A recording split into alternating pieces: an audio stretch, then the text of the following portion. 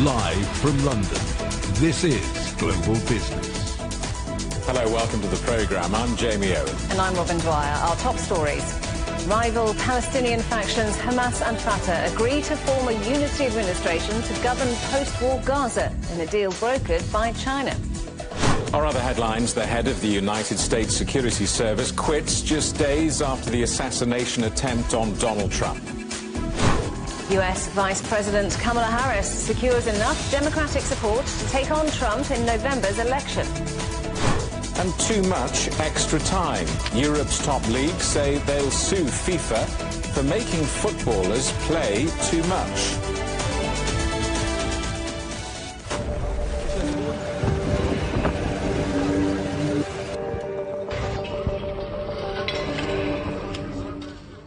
Palestinian factions, including longtime rivals Hamas and Fatah, have agreed to form an interim national unity government that would manage Palestinian affairs in the occupied West Bank and Gaza once Israel's military offensive ends. 14 Palestinian groups signed the Beijing Declaration after days of intense talks mediated by China. Previous efforts to reconcile Hamas and Fatah have failed. Israel says its goal is to destroy Iran-backed Hamas, and it's opposed to it having any role in post-war Gaza. The core achievement is to make it clear the Palestine Liberation Organization is the sole legitimate representative of the Palestinian people. The most prominent highlight has been the agreement on forming an interim national reconciliation government around the post-war governance of Gaza. The strongest call is for the realization of a truly independent Palestinian nation in accordance with relevant United Nations resolutions. This is a historic moment. We call upon God to help us implement what we signed. We don't want this to be like accords we agreed on previously, which had no impact on future outcomes. We want to see genuine implementation of everything we agreed upon in order to carry forward with our journey towards liberating our land and building our independent state with Jerusalem as its capital. Our correspondent Akram Al-Satari is in Khan Yunis in Gaza. Palestinians are hopeful, but there is no high expectation because of the agreement that has already been declared in China.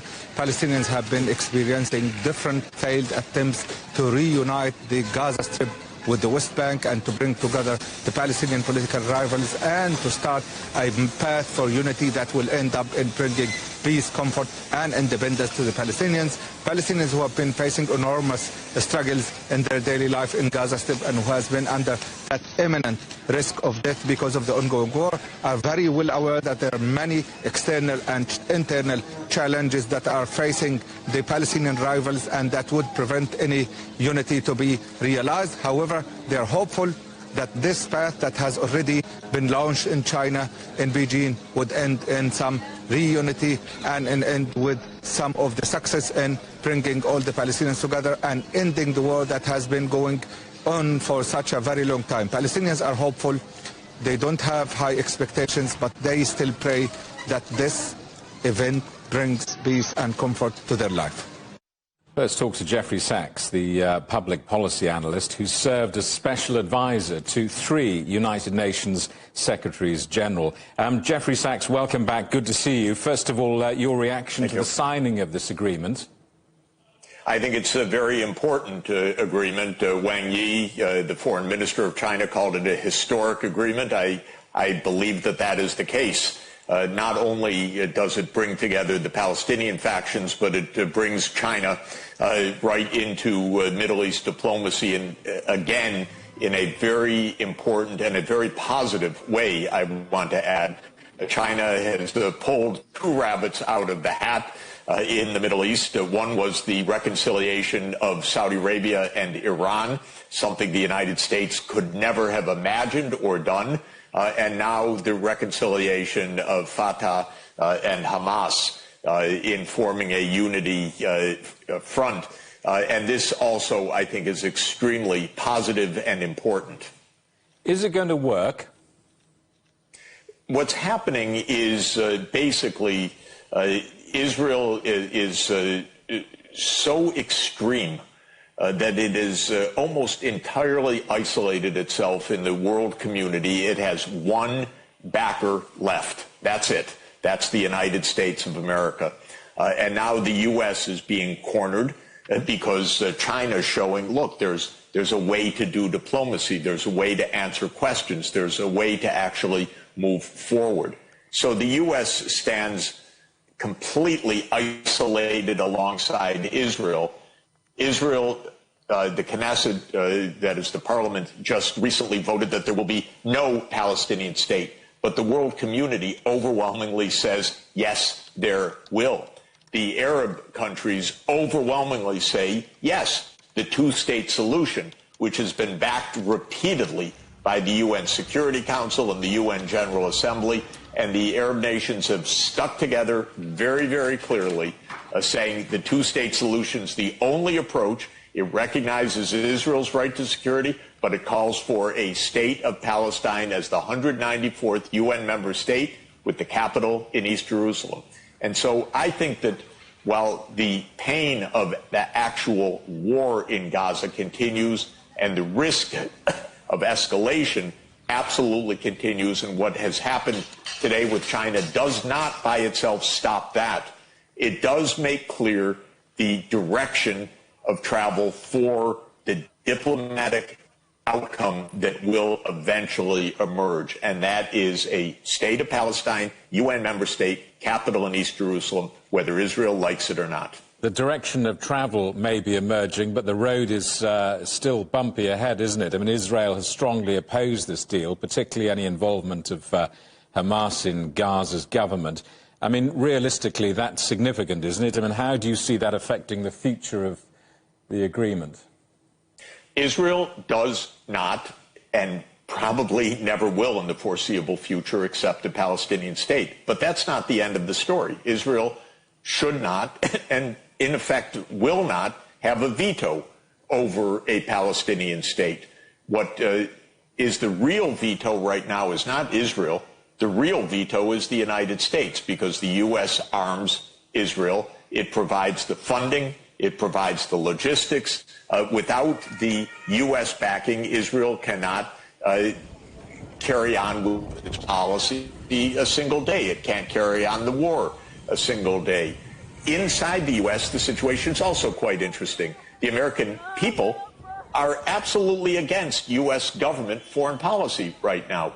They see that Israel is slaughtering civilians in Gaza. They don't want the American government to be a party to that, yet it is. So the U.S. government is being isolated step by step, not only from the world community, but also from the American people themselves. And the situation is getting even more difficult for the U.S. government.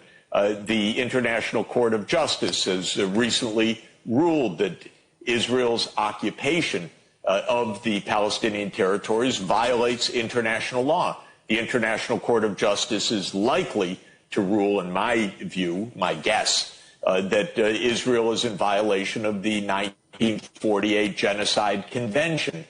So the U.S., yes, is the effective veto right now, not Israel, but the U.S. And the U.S. is under tremendous diplomatic and even voter strain right now in keeping this absolute position to side with Israeli extremism. Briefly, we've been here before, kind of, haven't we, with reconciliation efforts between Hamas and Fatah, which have failed in the past. I mean, what are the main challenges that perhaps could hinder the successful implementation of this agreement? Well, of course, there can be divisions between the two parties that have signed this accord right now.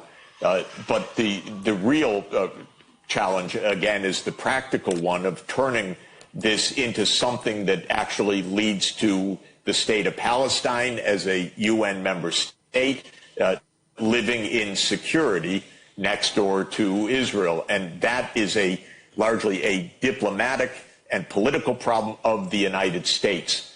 Now, the fact that China is, again, pulling this amazing rabbit out of the hat, showing that it is increasingly able to broker peace, to find solutions to problems that America calls impossible or irreconcilable, puts added pressure on the United States to come up with something.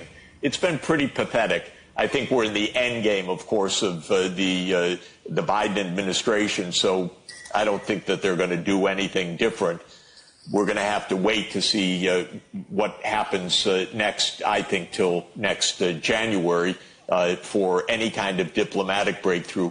But what strikes me is that the whole world is siding for the two-state solution right now, whether it's in the Security Council, other than the U.S. veto, or in the UN General Assembly, other than a few votes that the U.S. was able to pull together. And now China's role will make that even more likely to come about and put added pressure on the United States to stop being such a complete, ineffective prolonger of war, and finally get with the rest of the international community on the side of solutions and peace. Jeffrey Sachs, good to see you. Thank you very much for your time. Jeffrey Sachs talking to us there from New York. Israel's Prime Minister has told families of hostages held in Gaza that a deal for their release could soon be reached. Benjamin Netanyahu is speaking in Washington, where he's due to address Congress. Let's talk to our correspondent, Jonathan Regev, who's in Tel Aviv. Jonathan, what else has Netanyahu been saying? Yes, Netanyahu has been speaking about the hostage deal, perhaps it could perhaps happen soon. He said it in Washington in meetings with families. He said the same in Israel before leaving. The deal might be closed. Yes. Is it a done deal? Absolutely not. There's still obstacles to go, and Netanyahu constantly putting the demands which he says are something that are non-negotiable, such as the release of all the hostages, a complete victory over Hamas, and making sure that Gaza will no longer be a threat to Israel. Now Netanyahu is in the United States. He was supposed to be meeting right now with U.S. President Joe Biden, but that meeting has now been postponed to Thursday due to the fact that Biden himself is not back to the White House yet following the isolation that he needed due to the coronavirus, which he contracted. But the meeting will happen later this week. Perhaps a more interesting meeting will be with Vice President Kamala Harris, who will most probably be the Democratic candidate to the presidency. So obviously meeting the probable candidate is a very important thing for Netanyahu, but Harris, as vice president and chairman of the Senate in title, will not be present when Netanyahu delivers his speech in Congress. This due to prior engagements, according to the office of the vice president. I'm quite sure that if Kamala Harris really wanted to attend the speech by Netanyahu, she would have done it, but she's not. So Netanyahu, as we said, will meet Harris, will meet Biden, will speak in Congress. Will he also meet Donald Trump? We know that his office is trying to arrange that meeting. No confirmation of that happening yet. And back in the Middle East, reports coming from Lebanon that Israeli fighter jets have broken the sound barrier over Beirut. Yes, if anything, we're speaking of perhaps a possible deal, ceasefire. Nothing seems to be indicating that when it comes to the conflict between Israel and Hezbollah. We saw various sirens sounding in the Israeli side today, jets breaking the sound barrier on the Lebanese side. And if we got any hint today, it is from the Israeli Education Minister, Yoav Kish, who said earlier today that despite the fact that the school year here in Israel will begin on September 1st, it will not begin in the communities that have been evacuated along the northern border. That means that Israel is not planning at the time to bring those citizens back home, meaning that Israel perhaps understands that the conflict in the north will go on and on for quite some time. We mentioned President Biden, the American president, along with the French president Emmanuel Macron, were perhaps the leading forces in trying to contain this conflict, trying to make sure it does not escalate into something bigger. So that has not happened. It did not escalate into something bigger, but nothing seems to be indicating this conflict is about to end soon. Jonathan, thank you very much. Our correspondent Jonathan Regev in Tel Aviv. You're watching CGTN. Still ahead, Coca-Cola and General Motors report strong second quarter earnings. We're in New York. Next.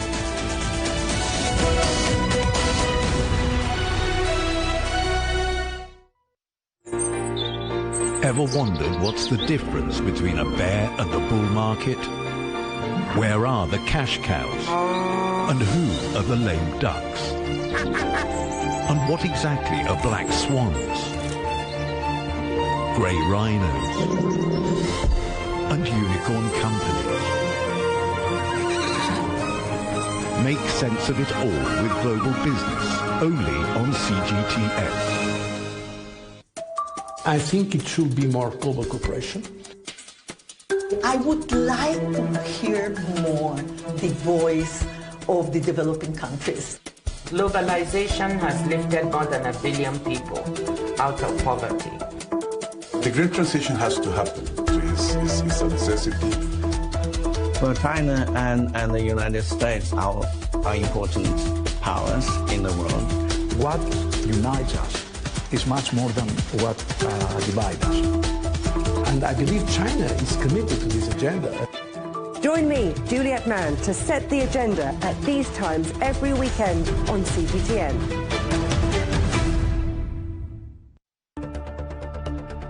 Events have consequences. Words create impact. One more offensive in a long line of battles that's been ongoing for more.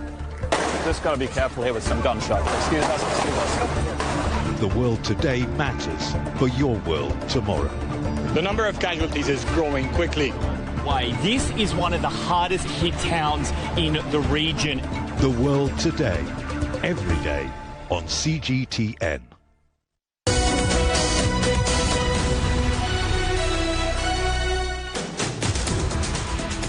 Hello, welcome back to Global Business Europe. It's a busy old day for results in the United States, with Coca-Cola and General Motors among those reporting strong second quarter earnings. Let's talk to our correspondent, John Terrett in New York. John, loads and loads of corporate earnings. Talk us through them.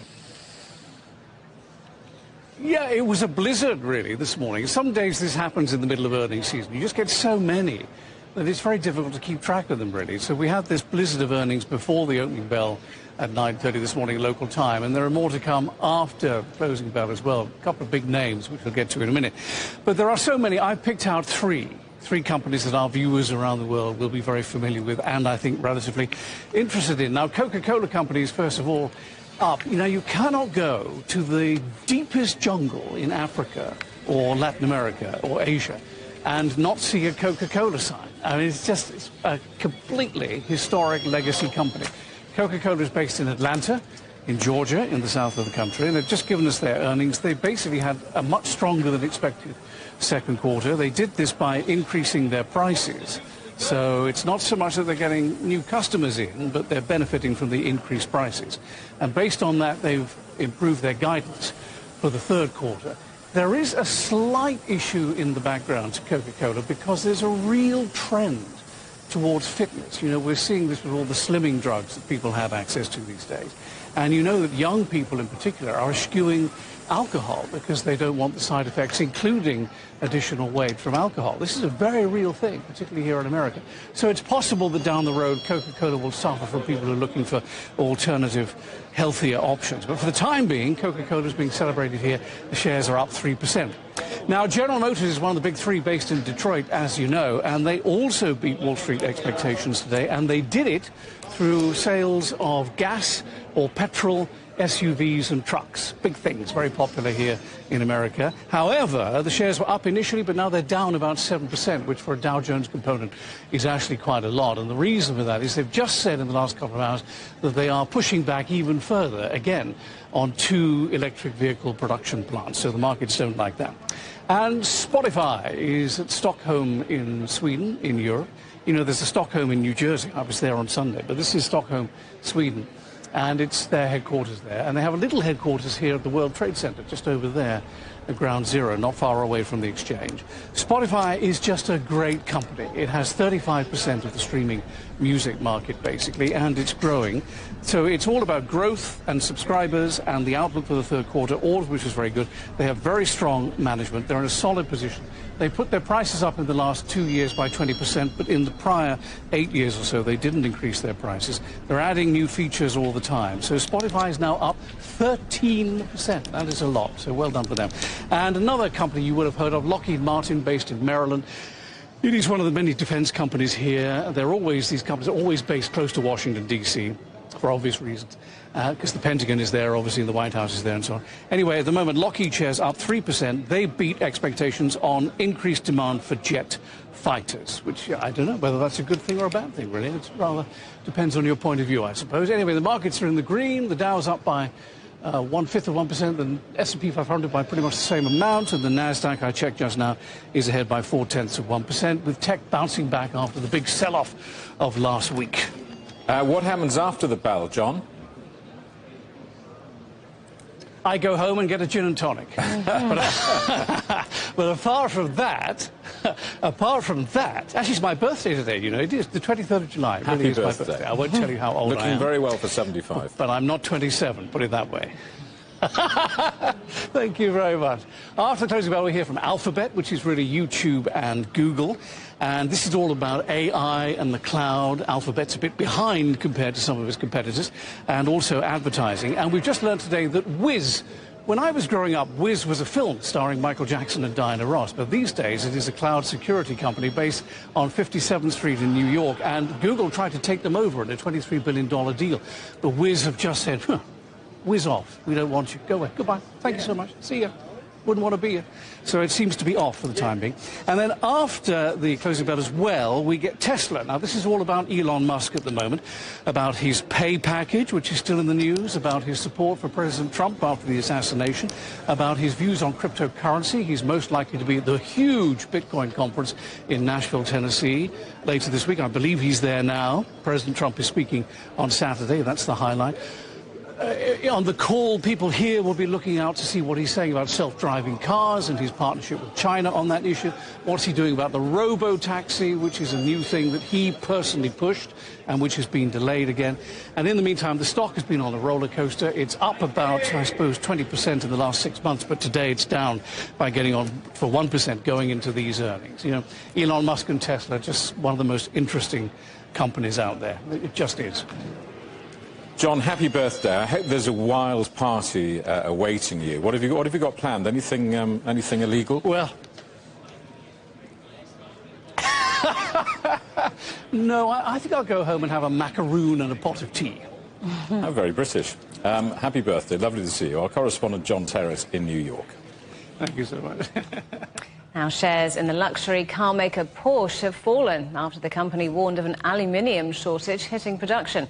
The luxury German car maker says a flood at one of its supply plants has led to a significant shortage of the alloys used in many of its most popular brands. Shares in Porsche, which are already down 11% on this time last year, closed down around 5%. The firm cut its operating profit margin for the rest of the year.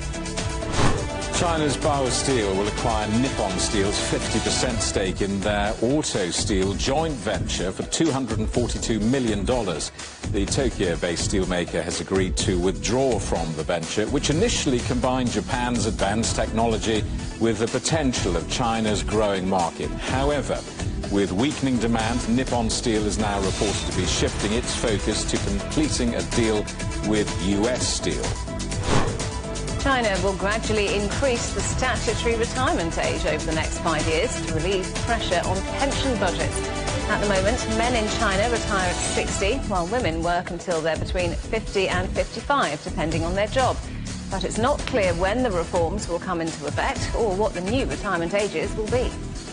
The billionaire founder of the South Korean tech giant Kakao has been arrested on suspicion of stock price rigging. Prosecutors say Kim Bom-soo conspired to buy millions of dollars worth of shares in the K-pop company SM Entertainment to to undermine a takeover bid by a rival company shortly before Kako acquired it. Shares in Kako fell 5% on the news. Two executives at Japan's drug maker Kobayashi Pharmaceutical are stepping down as an investigation continues into dozens of deaths that may be related to the company's products. In March, the company recalled 5 of its fermented rice products, citing complaints from customers over kidney problems. The company said it found a potentially toxic acid produced by the mould at one of its factories. The French luxury company LVMH has reported second quarter results that missed the analysts' estimates, but organic sales rose 1% year-on-year to $228.8 billion. LVMH profile is about to get a boost to its $163 million deal to sponsor the Paris Olympics. Its brands, including Louis Vuitton, Chaumet and Berluti, were involved in designing the medals, the opening ceremony outfits for the French team and the Olympic torch. Nothing or nobody is bigger than France, and certainly not a group. However, we do feel a responsibility because our brands are very notoriously French. We are French, we're a French family who owns LVMH. My father is very deeply French and loves his country. So we feel a responsibility to do things the right way. And when we decided to go and to sponsor and to become a premium partner of this event, we decided to do it well. Let's talk now to Sebastian Huber, who's a luxury sector lecturer at Lucerne University in Switzerland. Welcome to the programme. Good to see you.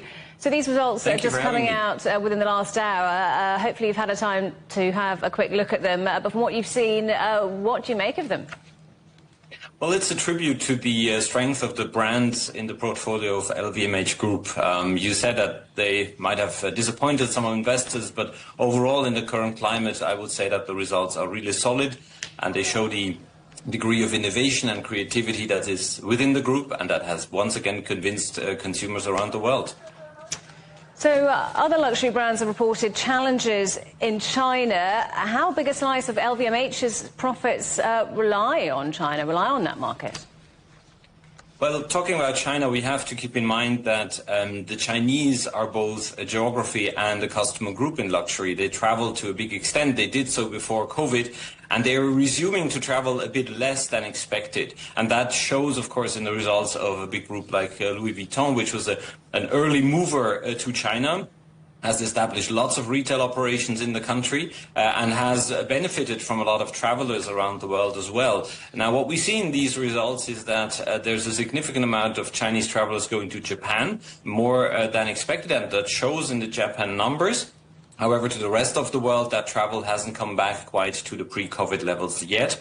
Overall, China remains important, and the overall figures and numbers in China are challenging. The real estate market remains a troublesome area, and that has an impact on all the luxury brands operating in China. So one big thing that LVMH is doing this year is sponsoring the Olympic Games in Paris. What's behind that strategy? Do you think it's a good move? I think it's a very good move. It comes at a time when France is a bit of on a leadership vacuum with politics in turmoil, and that presents an opportunity to take the stage for the brands of the LVMH group. And it's much more, I think, than a sponsoring as such, in the sense that they designed some of the clothes, they designed the medals, so they really show the product competence, the creativity, the innovation connected with the sponsorship. So I think it's a very good move. It will allow the group to communicate on all channels. It will be quite difficult for other French brands to take a spot during the Olympics. So I think it's a very good move, and it resonates with people around the world, connecting in a nice way luxury to sports, with sometimes a difficult deal to make. But in this case, I think it's a very suitable one. So what's the outlook for the luxury market? We know, of course, in tough times, people rein in what you might call unnecessary spending. How can companies like LVMH, which encompasses things from fashion to drinks and others, perhaps evolve to cope with that? I think for a group like LVMH, this is actually an opportunity with some of the smaller or medium-sized brands struggling at these times of uncertainty where customer spending might contract for a certain period of time. And Bernard Arnault has hinted at some opportunities for further takeovers, adding brands to the group which could complete the portfolio.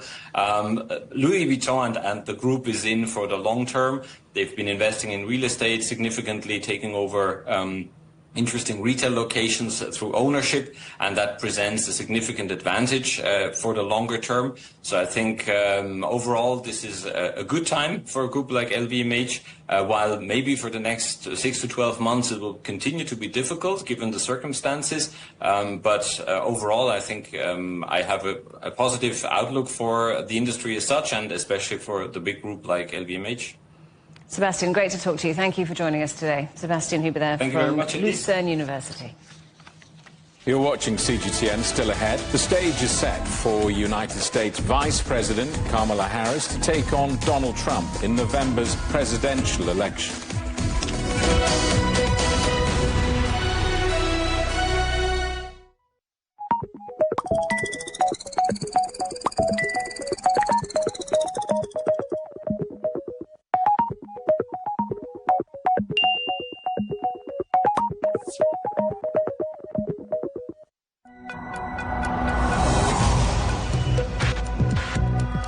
Each day, there are millions of stories.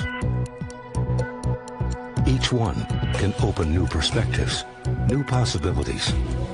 Wherever you look, we are there to see, discover, explore. We put the pieces together to find what really matters to you, all around the world, all around the clock. Our reporters are at home across the globe. From our headquarters in Beijing and production centers in Washington, Nairobi, and London, China Global Television Network. Stories from across the globe, reaching people across the globe. CGTN. See the difference. What do we mean when we talk about the difference? The difference is in the detail, the background, defense ministers from the wider angle and perspective of every story, wherever the story may be. CGTN. See the difference.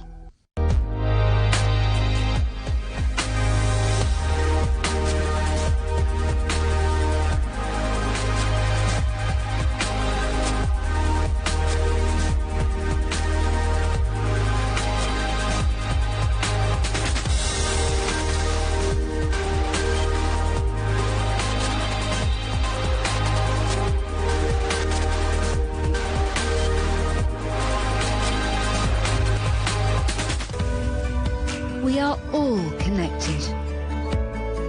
Across borders, across continents, connected by ideas, a shared humanity. Stay connected.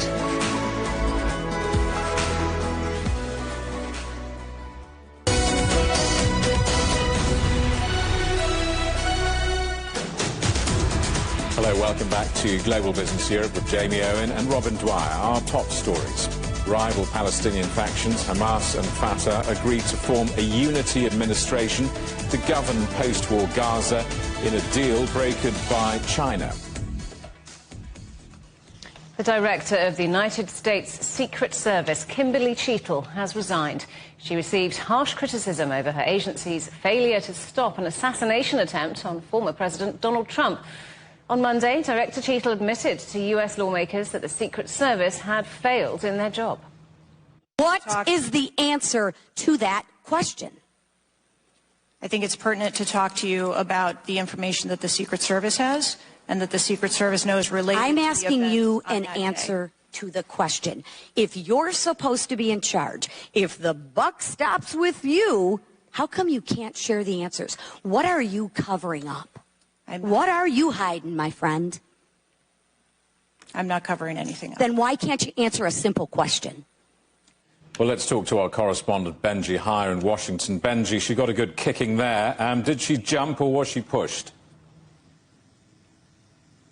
I think ultimately the pressure became too great. I mean, it's been less than 24 hours since that 5-hour-long congressional hearing wrapped up, where she faced, well, as you could hear there, a bipartisan battering, frustrated lawmakers that were unable to get the answers they feel they needed from the head of the Secret Service, soon to be former head of the Secret Service, into why her agency failed on a number of security fronts to protect the former President Donald Trump from his attempted assassination. It's interesting, there has been a couple of tributes already paid to Kimberly Cheatle, including from US President Joe Biden, who hails her decades of public service. But ultimately it was going to be difficult for her to survive in this job following that shooting, an incident that she calls the most significant operation failure at the Secret Service in decades. And the moment that she told lawmakers and media that she takes, quote, full responsibility for any security lapse, ultimately that meant the buck stopped with her, and however much she resisted those calls to resign, this moment seemed almost like an inevitability, and the straw that broke the camel back really was that furious, hostile, tense meeting that she had, the hearing on Capitol Hill in front of representatives in Congress, where they wanted to know specifically from her how Donald Trump ended up just millimeters from death. How was it that the rooftop from which the gunman fired at the former president remained open? How was it that he was allowed to then take to the stage even after there were indications of a threat? It wasn't fully clear how that happened and how it was allowed to happen. There is an investigation that is still proceeding into the incident in which one rallygoer was killed and others injured, and Cheadle said that there will be a full report, or a preliminary report rather, and then a fuller investigation to follow in the next 60 days. Lawmakers are not happy that it is taking that time for there to be some accountability from this. Benji, as you say, the repercussions will go on for some time. The other big story making the headlines there, of course, Vice President Kamala Harris in just 2 days winning enough support to win the Democratic nomination. Has that, do you think, come as a surprise? I think that the moment that she was endorsed by President Joe Biden, that essentially paved her way to become the presumptive nominee, and now it is pretty much mathematically secure. She has received enough delegates to win the nomination outright, which caps a frankly remarkable 48 hours for the vice president, who at the beginning of the weekend was preparing for her debate at some point against her J.D. Vance, who's the running mate for former President Donald Trump, and she now finds herself, of course, in pole position to be running for the top job. That handover from Joe Biden to Kamala Harris, a total of just 32 hours. In that space of time, more than $100 million has been raised by her campaign. That is a record for that time period. And that has come from not just big donors, but 1.1 million unique donors, the majority of which are donating for the first time. There is clearly momentum in favour of the vice president. Still a long way to go for her to try to earn the support of voters who are more moderate, who are deciding which way to go in those key battleground states. Much will depend, I'm sure, on who she chooses as her vice presidential pick and how she tries to counter some of the criticism thrown her way already by Republicans, especially on the issue of immigration. Benji, thank you for that. Our correspondent Benji Hire in Washington. A meeting of EU foreign ministers next month has been moved from Budapest to Brussels as tensions with Hungary grow. It follows anger over unsanctioned visits to Moscow and Beijing by Prime Minister Viktor Orban. Hungary's foreign minister called the decision hysterical. Hungary currently holds the presidency of the European Council, but has described EU policy as pro-war, while many EU countries accuse Budapest of undermining efforts to isolate Russia. Ukraine's Foreign Minister Dmytro Kuleba is visiting Beijing for talks with his Chinese counterpart Wang Yi. Discussions will centre on how to end the conflict between Russia and Ukraine and what role China can play. Bilateral ties will also be discussed during the 4-day visit. Typhoon Prapirun has hit China's island province of Hainan, bringing strong winds and torrential rain. It's the second tropical cyclone to hit China this year. Meanwhile, preparations are underway in Taiwan for a second typhoon, Gaimi, due to make landfall on Wednesday, before hitting the Chinese mainland on Friday. Sicily's Catania airport has been closed after Mount Etna erupted again, one of the world's most active volcanoes. It's been spewing hot ash and lava for days. This is the second time this month that flights to and from the Italian airport have been cancelled. The disruption comes during Sicily's peak summer tourism season. The airport operators say they'll resume flights once all the ash fall has ended. Firefighters continue to battle more than 100 wildfires burning in the US state of Oregon. At least 4 fires in the east of the state have grown into mega fires, classed as a wildfire which burns more than 100,000 acres of land. More than 600,000 acres has already burned this year, much more than the whole of last year's wildfire season. The number of people who died in 2 landslides in Ethiopia has now risen to 157. Officials warn that death toll could rise further. The first landslide was triggered by heavy rain on Sunday. It was followed by a second landslide, which killed the volunteers who had come to help. Emergency responders say search and rescue efforts have been made more challenging by the difficult terrain. You're watching CGTN. Still ahead. Double Olympic champion Dame Kelly Holmes tells us how watching the games as a teenager got her out of the starting blocks and onto the podium.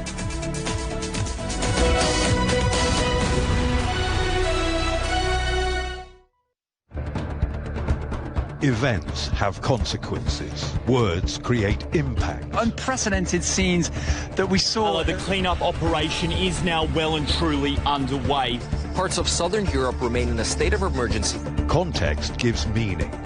People make history.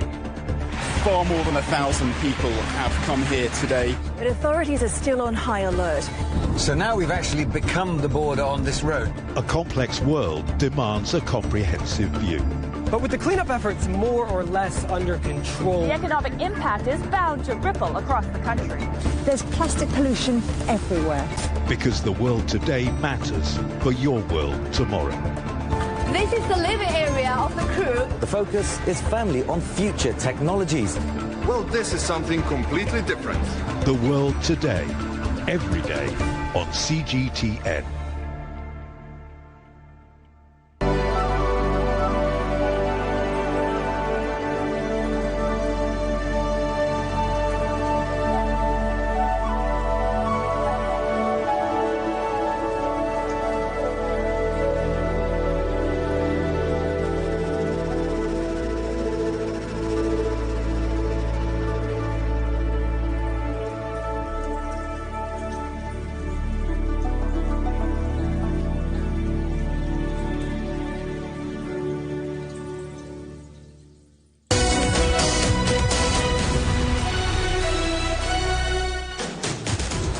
Hello, welcome back to Global Business Europe. Now, spare a thought for Europe's hard-pressed footballers, paid millions of pounds, but playing too much to have any time to themselves. Now, Europe's top football leagues, including the English Premier League, are set to launch legal action against FIFA. They argue the World Football governing bodies adding too many games to the international calendar, putting players' health at risk. Well, our correspondent Siobhan McCall's following the story. Siobhan, what's this all about?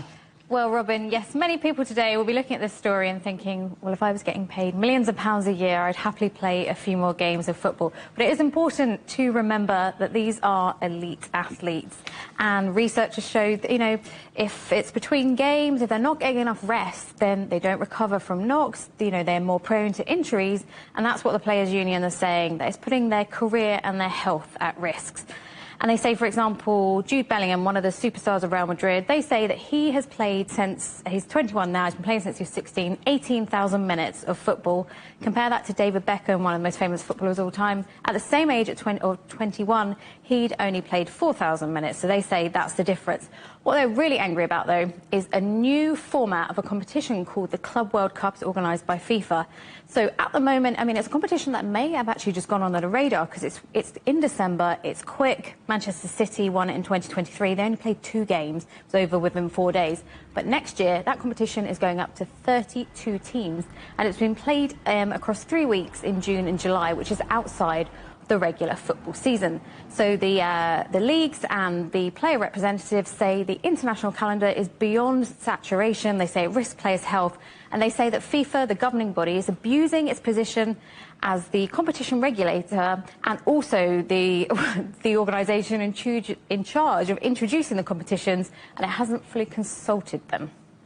My heart bleeds when I'm trying to hold back the tears. There's no time to spend all that money. 18,000 hours of football. It must be tricky. Could have been you. £1 million a second, probably, something like that. There'll be a response from FIFA, of course. What is it? There certainly is, Jamie. The players not getting your sympathy in here. Well, FIFA have responded angrily to the claims. They put out a strongly worded statement. They say that the clubs, the league and the representatives were consulted, and it was a unanimous decision.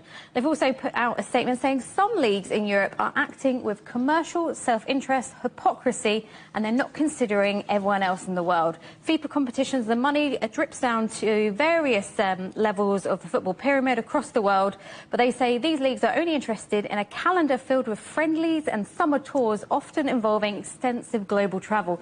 This is true. Tottenham and Newcastle went all the way to Australia to play 1 match at the end of the season. Tottenham are going to Japan this summer. Plenty of clubs are going to the US. But what they will say is actually, you know, this is a way we can communicate with our global fan base. We can see them. And if the competitions are friendlies, then you don't have to play your best player. You can just play some of the youth players. You can give the best player 10 minutes or so. So what the Players' Union want is 28 days mandatory rest during the summer break for the players. FIFA's not backing down at the moment. They've tried, they say, in the past doing peace talks, but it looks like this one might be going to court. Siobhan, thank you very much. Our correspondent, Siobhan McCall.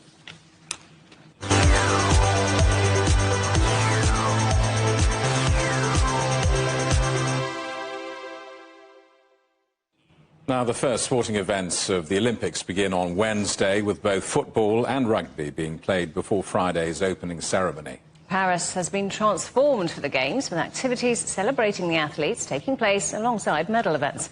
Our correspondent Ross Cullen reports. The Eiffel Tower is not just one of the most iconic monuments in France, it's one of the most famous in the world. And the area around the tower has been transformed for the Games. The Olympic opening ceremony will be finishing a short distance away from the tower on the river.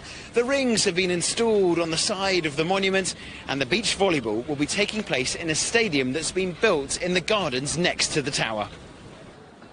If the Eiffel Tower is one of the most recognisable landmarks in the world, then the Champs-Élysées is one of the most renowned boulevards. And here, just off the famous avenue, the official store selling Olympic merchandise has been installed.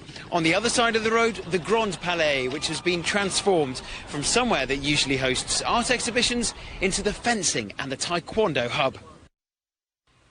The Seine has a central role to play in Paris 2024, most notably the unprecedented opening ceremony, when dozens of boats with thousands of athletes will travel down the river. Some 300,000 people will be watching from stands like this on the riverbanks. And there's also the events taking place in the Seine, like the marathon swimming and the aquatic leg of the triathlon. Now, in the run-up to the Olympics, we've been putting a spotlight on some of the Games' star athletes. Today, it's the turn of Faith Kipyegon, the Kenyan runner who broke the 1,500-metre world record last year. She's also a champion for women's rights, helping female athletes all around the world. Our correspondent, Michael Marilia, explains. Faith Kipyegon is a superstar on and off the track. The Kenyan won gold in the 1,500 metres at the 2016 Olympics. She then defended her title at the Tokyo Games in 2021. And she just seems to get better with time. Kipyegon was nominated as the Laureus World Sportswoman of the Year in 2023. She set 3 world records in less than 50 days, breaking the record for the 1,500 metres, the mile, and 5,000 metres. She was also crowned World Track Athlete of the Year. That's her with her trophy. And she really sums it up in that post, saying, "Today is a beautiful closure of an amazing year for me." Kipyegon's story is not just about records. She became a mother in 2018, giving birth to her daughter Aline. There she is on her 5th birthday. Kipyegon has admitted she wasn't sure she could return to her best after having a child, but she managed to defend her Olympic title, and she says Aline inspired her to keep winning. She's now a symbol for female athletes around the world. And she's not afraid to speak up. This was her message on International Women's Day. Becoming a mother did not make me less ambitious. Kipyegon is also a role model in her home country. One of Kenya's major newspapers named her Person of the Year, splashing her image across its front page. She even met with President William Ruto after breaking those records. And of course, little Aline tagged along, taking center stage on the red carpet. Kenya loves Kipyegon, but Kipyegon also loves Kenya. She posts lots of pictures of her training sessions back home, and very often she's running on a dirt track. You really get the sense that she's passionate about her sport and her country.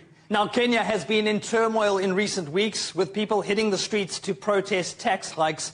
It could do with some good news, and you can be certain Kipyegon's fans will keep the faith. Well, from a Kenyan athlete to a British one, and the former middle-distance runner Dame Kelly Holmes is this year celebrating the 20th anniversary of winning 2 gold medals in the 800 and 1500 metres in Athens. She told me how watching the Olympic Games as a teenager got her into running.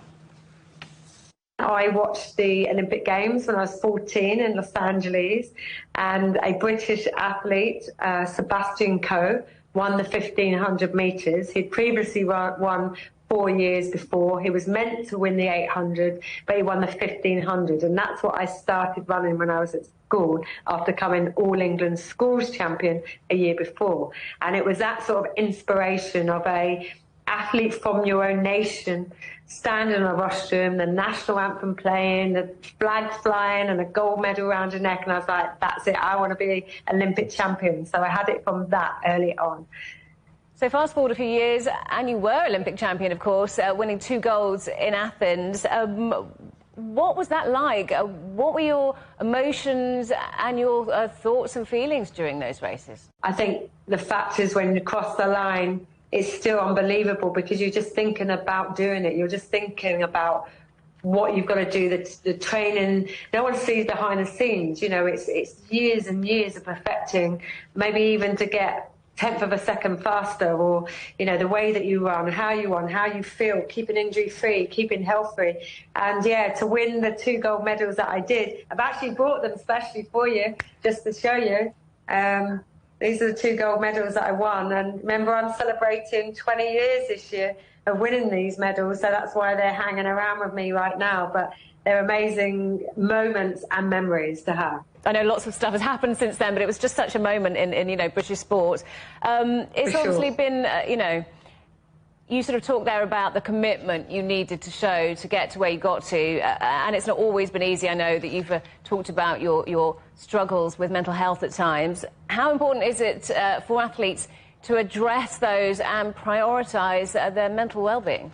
As much as people can put you on a pedestal, as much as you can become a hero and role model, and we all need those in the world and life, there's a human element behind it. And when you, as an individual, for whatever reason, have this vision of such high performance, coupled with the day-to-day struggles that might come into your life, but also your physical health, it will always affect the mental side. And some have a great journey where it's very, very positive, because there's sort of a nice climb, and mine was very much a roller coaster ride. But I think now a lot of sports have put in place a system and process to support the mental well-being and health of a sports person, and that is why we are getting far more incredible performances across the world, across sports, because we're looking at the person as a human now, along with the ability to be a high performer.